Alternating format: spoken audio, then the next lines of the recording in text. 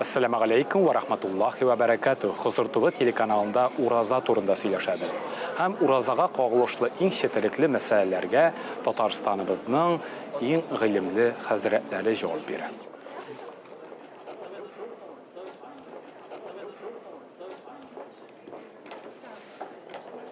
Bismillahirrahmanirrahim.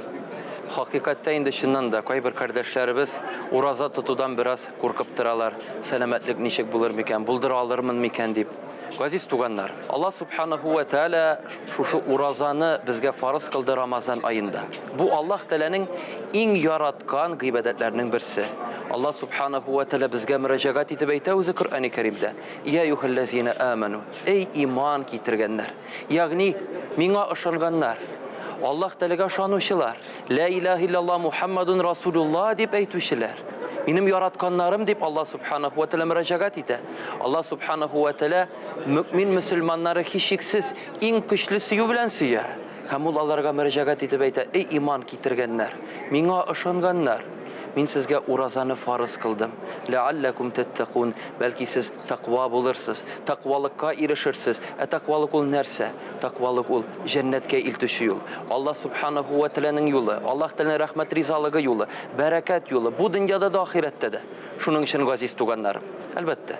Urazadan korkırga gerek değil. Urazaga tevekkellep başlarga kirişirge gerek. Hem imanım kamil. Kişi kaysısı Allah rizalığı için tevekkellep uraza tuta başlasa, o özü sizecek. Tırmışında da, özünün ailesinde de, işlerinde de Allah Teala kümme bereket birgenin. Selametliğinde de. Şunun için Allah subhanahu ve teala gaziz tuganlarım Allah Teala'ga tevekkellep uraza tuta başlayık. Bu farzını utik. Hem hiç şeksiz bir nideki irtelerge ihtibar etmek.